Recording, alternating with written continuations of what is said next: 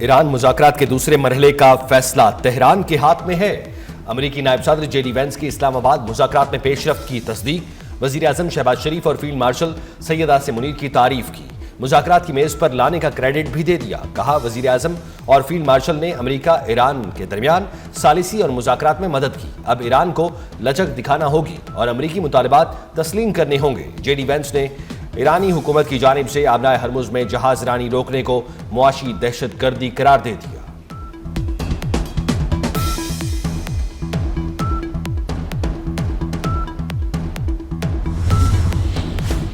ایرانی بندرگاہوں کی ناکہ بندی خطرناک اور غیر ذمہ دارانہ ہے۔ ترجمان چینی وزارت خارجہ کا آبنائے ہرمز کی ناکہ بندی پر رد عمل۔ کہا کہ امریکہ کی جانب سے فوجی تعیناتی میں اضافہ کشیدگی بڑھا دے گا۔ جنگ کے خاتمے کے لیے چین ہر ممکن کوشش کرے گا۔ صرف مکمل جنگ بندی ہی صورتحال بہتر بنا سکتی ہے۔ چینی وزارت خارجہ کی ایران کو اسلحہ فراہم کرنے سے متعلق خبروں کی تردید۔ ترجمان کے مطابق اسلحہ فراہمی کی اطلاعات حقیقت پر مبنی نہیں ہیں اور ان کا مقصد غلط فہمی پھیلانا ہے۔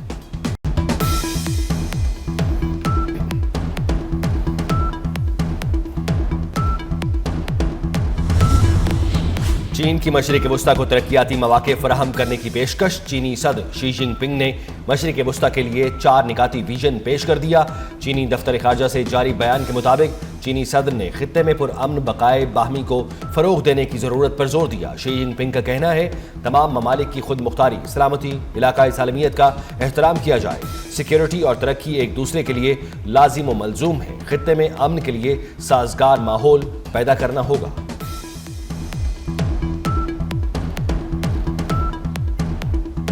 ہمیں صحیح لوگوں کی کال آئی تھی، ایران معاہدہ چاہتا ہے، ڈیل کے لیے بہت بےتاب ہے۔ امریکی صدر کا دعویٰ، کہا کہ ایران کے پاس جوہری ہتھیار نہیں ہو سکتے۔ ہمارے درمیان بہت سی چیزوں پر اتفاق ہو گیا تھا لیکن وہ اس پر راضی نہیں ہوئے۔ یورینیم کے معاملے پر بھی اتفاق نہیں ہو سکا۔ افزودہ یورینیم کسی طرح حاصل کر لیں گے۔ ایرانی بالآخر بقیہ نکات پر بھی راضی ہو جائیں گے۔ ایران حقیقت میں دنیا کو بلیک میل کر رہا ہے۔ امریکہ ایسا نہیں ہونے دے گا۔ کئی ممالک نے آبنائے ہرمز کی ناکہ بندی میں مدد کی پیشکش کی۔ کسی ملک کی مدد نہیں چاہیے۔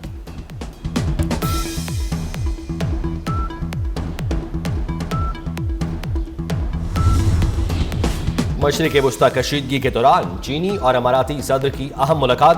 چینی صدر شی جن پنگ سے ابوظہبی کے ولی عہد شیخ خالد بن محمد بن زید ال نہیان نے ملاقات کی۔ دونوں رہنماؤں نے سیاسی تناؤ کے باوجود دونوں ممالک کے تعاون بڑھانے پر اتفاق کیا۔ ملاقات میں دو طرفہ تعلقات کو وسعت دینے پر توجہ مرکوز کرنے پر بھی اتفاق کیا گیا۔ غیر ملکی میڈیا کے مطابق ملاقات کا مقصد بیجنگ اور ابوظہبی میں اقتصادی تعاون کو بڑھانا ہے۔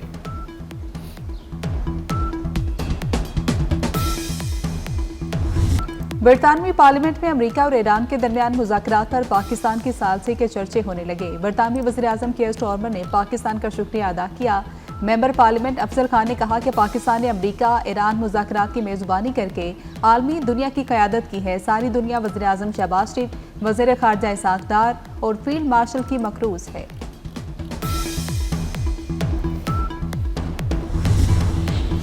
قطری اور سعودی وزرائے خارجہ کے درمیان ٹیلی فونک رابطہ۔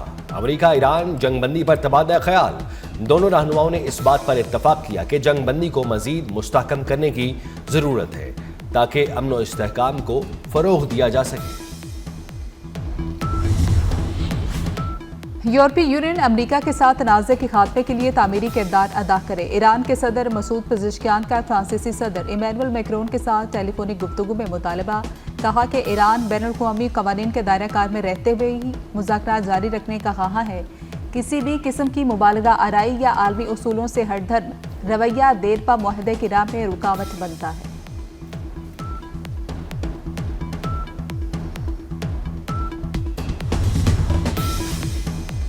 نائب وزیر اعظم اسحاق ڈار اور کینیڈین وزیر خارجہ انیتا آنند کے درمیان ٹیلی فونک رابطہ۔ کینیڈین وزیر خارجہ کا اسلام آباد مذاکرات کے انعقاد میں پاکستان کے کردار کا اعتراف۔ نائب وزیر اعظم اسحاق ڈار اور نائب صدر یورپی یونین کے درمیان ٹیلی فونک رابطے۔ خطے کی موجودہ صورتحال اور اسلام آباد مذاکرات پر تبادلہ خیال کیا گیا۔ یورپی یونین کی جانب سے پاکستان کے مثبت سفارتی کردار کی تعریف کی گئی۔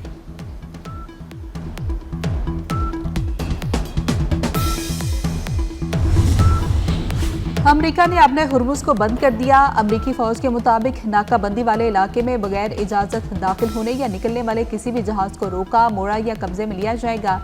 امریکی وزیر جنگ پیٹ ہیگسٹ نے ناکہ بندی کے دوران ایرانی فائرنگ کا خدشہ بھی ظاہر کر دیا۔ کہا کہ ایران نے ایسا کیا تو اچھا نہیں ہوگا۔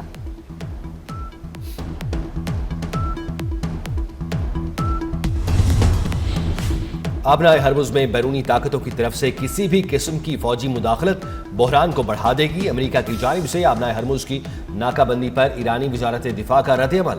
ترجمان نے خبردار کرتے ہوئے کہا ہے کہ آبنائے ہرمز کی ناکہ بندی کا امریکی اقدام عالمی توانائی کی سلامتی کو غیر مستحکم کر دے گا۔ ایرانی فوج نے جہازوں پر امریکی پابندیوں کو قذاقی قرار دے دیا۔ کہا کہ ایرانی بندرگاہوں کو خطرہ ہوا تو عمان سمیت خلیج کی کوئی بھی بندرگاہ محفوظ نہیں رہے گی۔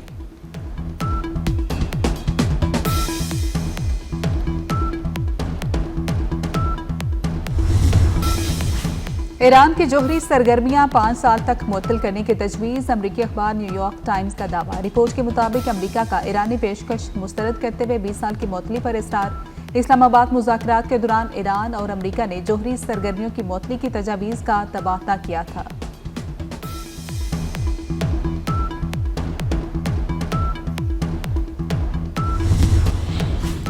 ایران کا 5 عرب ممالک سے جنگ میں ہونے والے نقصان پورا کرنے کا مطالبہ۔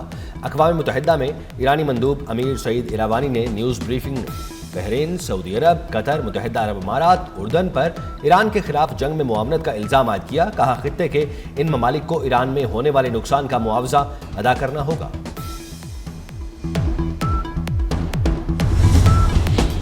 امریکی صدر ٹرمپ کا پوپ لیو سے معافی مانگنے سے انکار۔ صدر ٹرمپ نے وائٹ ہاؤس میں صحافیوں سے گفتگو کرتے ہوئے کہا کہ پوپ لیو ایران کے حوالے سے میرے اقدامات کے سخت خلاف ہیں۔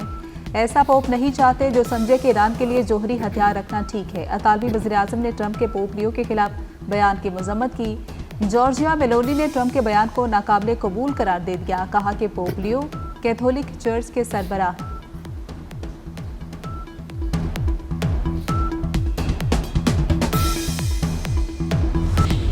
الجزائر میں کیتھولک مسیحیوں کے روحانی پیشوا پوپ لیو کا جوتا اتار کر جامع مسجد کا دورہ۔ خاموش مراقبہ کیا، باہمی احترام اور امن قائم کرنے پر زور دیا۔ ننگے پاؤں جامع مسجد کے دورے میں پوپ لیو کا مسجد کے ریکٹر محمد مامون القاسم نے استقبال کیا۔ پوپ لیو نے امید ظاہر کی کہ امن، انصاف اور ایک دوسرے کو معاف کرنے کا عمل لوگوں میں پروان چڑھے گا۔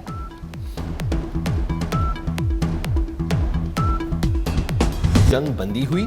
Chief of naval staff admiral Naveed Ashraf کا P A F academy Risalpur میں پاسنگ آؤٹ کی تقریب سے خطاب۔ کہا امریکہ ایران تنازع اور آبنائے ہرمز کی بندش سے عالمی سطح پر تیل سپلائی متاثر ہوئی۔ گزشتہ برس مئی میں پاکستان ایئر فورس نے اپنی صلاحیت کا بھرپور مظاہرہ کیا۔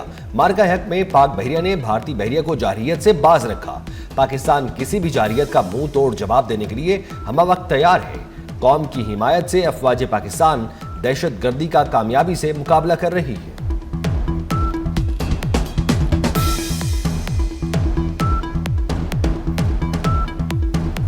پیف اکیڈمی رسالپور میں پاسنگ آؤٹ کی تقریب۔ Chief of naval staff admiral Naveed Ashraf تقریب کے مہمان خصوصی۔ امیر البحر نے پریڈ کا معائنہ کیا۔ Air chief marshal Zaheer Ahmed Babar Sidhu بھی تقریب میں شریک۔ مہمان خصوصی کی جانب سے بہترین کارکردگی دکھانے پر کیڈیٹس میں اعزازات کی تقسیم۔ پاک فضائیہ کی جانب سے شاندار فضائی مظاہرہ، منفرد انداز میں سلامی دی۔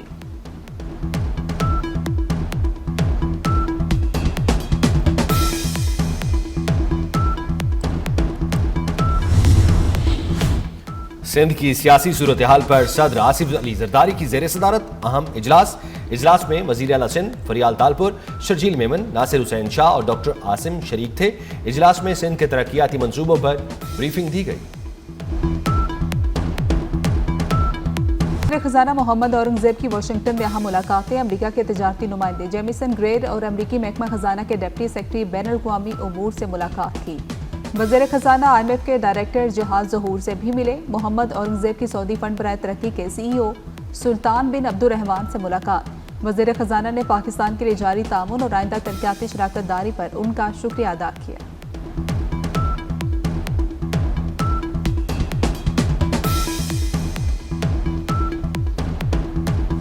عالمی ریٹنگ ایجنسی فچ کی جانب سے پاکستان کی ریٹنگ برقرار، معاشی استحکام اور پالیسی تسلسل کی توثیق۔ پاکستانی معیشت اصلاحات، استحکام اور پائیدار ترقی سے بہتری کی جانب گامزن۔ مشیر وزیر خزانہ خرم شہزاد کے مطابق فچ کا پاکستان کی کریڈٹ ریٹنگ برقرار رکھتے ہوئے آؤٹ لک کو مستحکم قرار دیا۔ کہا شرح سود کم کر کے 10.5% رکھنا پاکستانی معیشت میں بہتری اور سرمایہ کاروں کے اعتماد کے لیے مثبت قدم ہے۔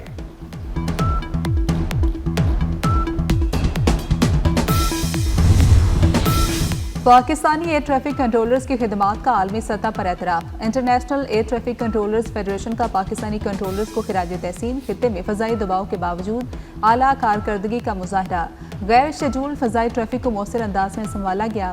PAA کے مطابق خطے میں متعلقہ پاکستانی وزارت کے تعاون کو بھی سراہا گیا۔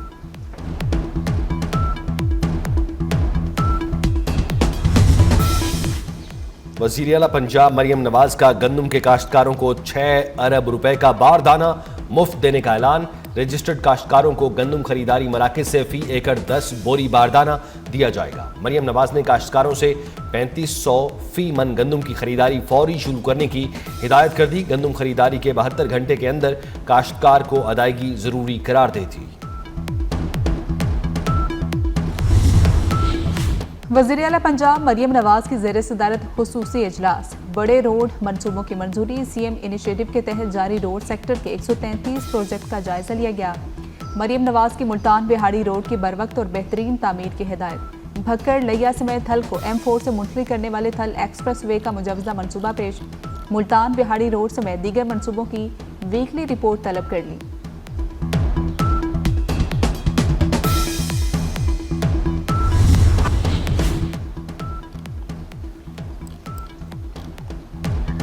محکمہ ٹرانسپورٹ و میس ٹرانزٹ کا سینئر وزیر شرجیل انعام میمن کی زیر صدارت اہم اجلاس۔ شہریوں کو بہتر سفری سہولیات کی فراہمی، نئے روٹس اور خواتین کے لیے خصوصی اقدامات پر تفصیلی غور۔ شرجیل میمن کا کہنا تھا سندھ حکومت کی اولین ترجیح خواتین کو بااختیار بنانا ہے۔ لاہور میں گیس بحران آؤٹ آف کنٹرول ہو گیا۔ غیر اعلانیہ لوڈ شیڈنگ کا دورانیہ 20 گھنٹے سے تجاوز کر گیا۔ سوئی گیس کمپنی کے سسٹم پر بجلی کی قلت سے لوڈ شیڈنگ میں اضافہ ریکارڈ۔ کمپنی نے ناشتہ اور شام کو گیس فراہمی کا دورانیہ مزید کم کر دیا۔ صارفین نے کمپریسر چلانا شروع کر دیے۔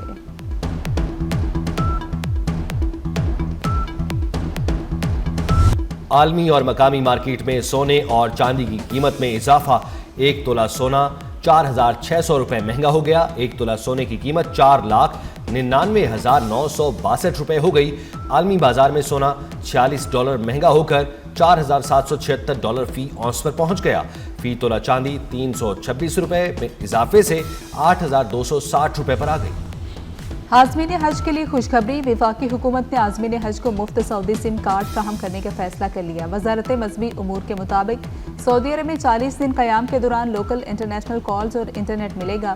فری پیکج یا بیلنس ختم ہونے پر معاوضہ دے کر ریچارج بھی کرایا جا سکتا ہے۔